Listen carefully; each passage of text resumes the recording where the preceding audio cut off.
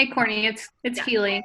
Um, you were talking about creating that theme, Mhm. and in terms of being able to do Lightroom presets and having that option where you can just push a button and all of your pictures can have the same sort of filter and theme, so they Oh. all look consistent within your brand message. I think those are available on Etsy, but I did want to see if you wanted to talk about that for a minute.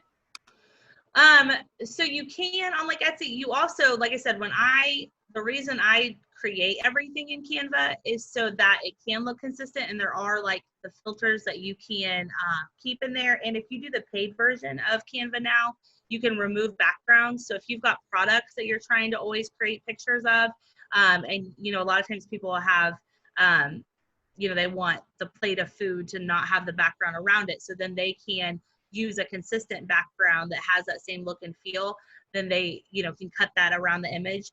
That's something that you can do even in Canva now. I've not got the ones in Etsy, so if you want to talk about that'd be great, but I actually have never used that in Etsy. Okay, awesome. I didn't realize Canva had that feature. What I have seen done, and I've done myself too, Etsy has a couple presets that you can buy for Lightroom. So it works like an Instagram filter where you open up your picture in the Lightroom application and push a button on the preset that you've created, and it does an automatic filter. So some of those pictures, in terms to get better engagement, places like Poshmark and Mm-hmm. Instagram, the lighter the picture or the brighter the picture, the more likely it is to catch someone's eye. So you can purchase filter presets through Etsy for a couple bucks a piece, and that Okay, allows yeah, you. just like downloaded. Yeah, Yeah, so you download that cool. preset, Mhm. and you're able to, and it comes with instructions, and you're able to put that out on Lightroom. Okay. After you've done it a couple times, it's really easy to do. But that Mm-hmm. I think that helps to, for the visualization of somebody to catch someone's eye. Those Right. presets seem to help a lot. Right. And they do too. I've seen, again, this is what we're talking about of you can make very professional posts without spending a ton of money, like you said, a couple dollars, to get that. There's also actual like light boxes that you can buy for like 30 bucks that are just like a box that you can put your products in that have the lighting to make the pictures better. So there, you can make a couple of smaller investments to, again, depending on what you're trying to sell online. But yeah, there's a ton of things out there that can help you meet these goals that we're discussing. Um, with Instagram, just really quick, I want to say, we said videos number one, picture number two, not a ton of text. Absolutely on Instagram, people don't read the text, in my opinion, at all because it's under the photo. So you've got to make sure your images are really great. So like what Keely's talking about is awesome. Also, Instagram stories, that they are great for engagement. The only thing I don't like about Instagram stories with engagement is usually it's just you really engaging with the customer. There's not a ton of other customers seeing it versus on Facebook, when you start to engage and comment back, you open it up for other customers to see. Not as much on Instagram stories, but I still think it's really great because you can do polls, you can do Q&As, like they're not live Q&As, you can ask a question and then you respond to the person like in your story. But customers do love that. I mean, it's quick. Usually they can just click a button and you can get feedback. Like if you want to say, do you prefer iced coffee or hot coffee? Like, you put it in there and with one click, you're kind of getting that rating, and it's a way to get feedback as well as engagement from your customers. And then this is, I don't think it's counterintuitive, but I don't think a lot of people think about this.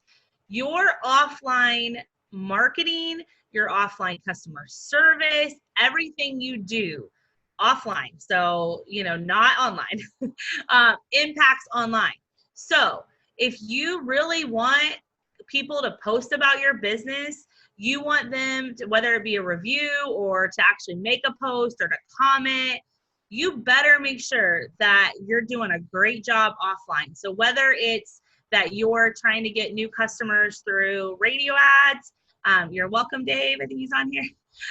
Whether you're trying to, you want to offer an exceptional experience in your store.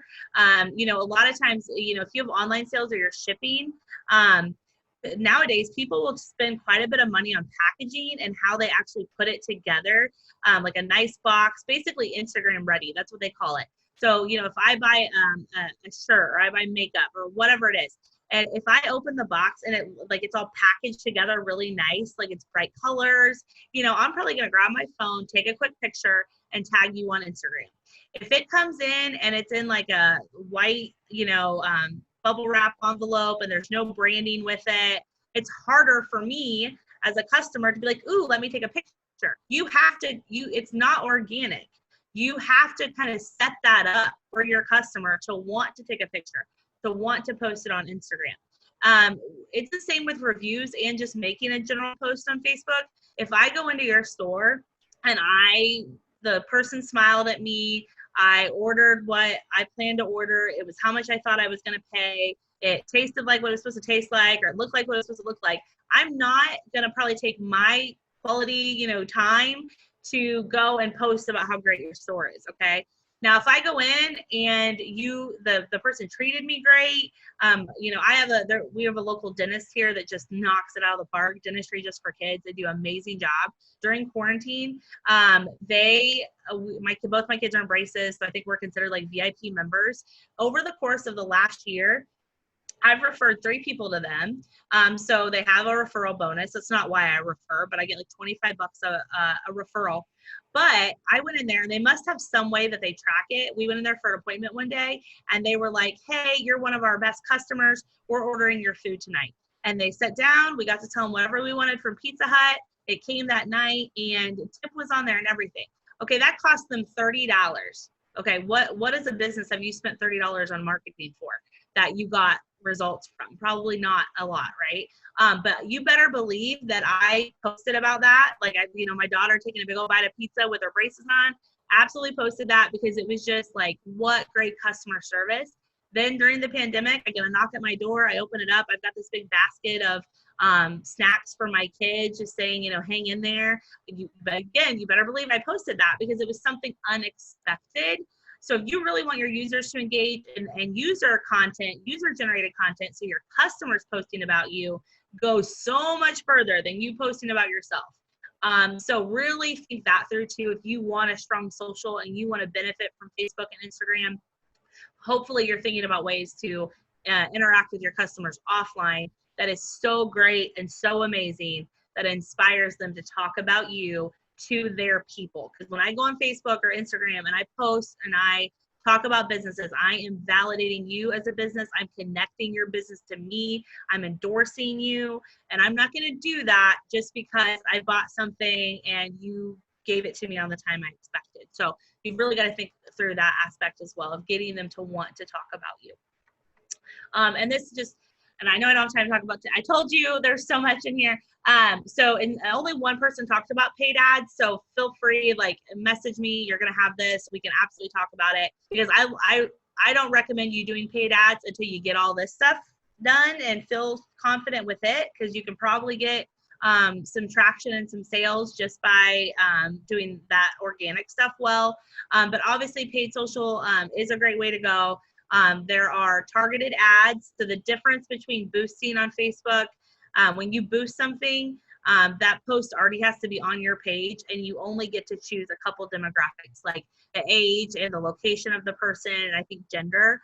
Where you really can get into that targeted personal, this business is talking to me, is when you do the ads, because you can go in there and you can say show this to people that are engaged or show this to people that like other beauty pages. You can really get in there and be targeted with it, but you really aren't going to win and you're going to spend a ton of money doing it if you haven't thought through who your audience truly is and know those demographics about them. But once you do, and you can have multiple, right? When I'm in Weight Watchers demographic, you might not be able to tell it by my Bitmoji because, we always make them look a little different, but I absolutely am Weight Watchers demographic. So I always see ads for Weight Watchers on Facebook. Now, and it's usually a mom with her kids out doing something. Now, when I was engaged a couple years ago, the ads I started seeing were about fitting in your wedding dress. Okay. So I was still their target customer, but because I was in a different space in my mind and in a different buying behavior, they chose their images and their text different to try and appeal to me in what I was wanting at that point in time. And the number one thing that you're trying to do in all of this, honestly, is to get somebody to stop scrolling their thumb. They're just scrolling. The way you're going to be able to do that is, one, by having your brand, if they already follow your brand, making sure your brand's consistent so they know to lift up their thumb because it's a business I'm interested in hearing from. And two, creating images and text that make me think that post is for me. It's something I need. It's something I want. It's going to solve a problem for me. And you can only do that if you know who your audience is and what their problems are and why they do want to purchase from your business. And then again, social influencers, I think, is a great way and this is a social influencer here. Again, I chose this image, one, because I think the layout, again, there's no way that this happened by happenstance of them posting a quote, a picture, a post, a picture. But she's gotten known pretty well and does some influencer marketing. So it's just an example. You can find local people to do that as well. So I went over on time. If there are questions, please feel free to put them in the chat. I'll stick around. This recording will be here. And like I said, you'll have my contact information, Keely's. We can meet one-on-one. Hopefully this gave you a couple of things to take away, to think about your current strategy. And hopefully this is just the start of a conversation with ISBDC on how you can get people engaging with your social media. Hey, Courtney. Yep. We do have a question. Somebody tried this in the past, Facebook for their business, and they just kind of left it to die. And now they're interested in bringing it back. So should they revive it, or should they just kind of cover it up and start over? It's really hard to start over a Facebook page. When you go to delete it, usually it takes 2 weeks to delete it anyway. And I can't tell you the number of times that for some reason it just didn't delete the old Facebook page, and you can't choose the same name. So you'd have to rename you'd have to add something to the name. So I really would not recommend deleting it. The thing is, you can go in and you can delete the post. You could go in and delete past posts if you don't feel like they need your brand anymore. But I would work to revive the page before I tried to delete it. Morning, this is Keith. That's a really good suggestion. The other feature that Facebook has for business accounts is you can make your post and set it for an earlier date. So it can be as if that was set a year or two ago. So you could go in just to have some content on there. So maybe a ribbon cutting or something like that could be added at an earlier date. So you can, and you can also schedule your posts later out for Facebook, but that would be helpful in terms of utilizing the page that's already in existence. Yeah. So if you're worried that some of the posts you had before, they don't meet the brand and you want them to look nicer, you could delete them, take the images from before, create new posts that are still maybe that same day, or you're still talking about the same thing, but you're using better imagery or making it branded. And then when you go to hit post, it says, do you want this to post now? Do you want to post it in the future? Or do you want to backdate it? And you can backdate it. So you could still then revive the page, but make it look like you have that past content. Yeah, that's a great suggestion.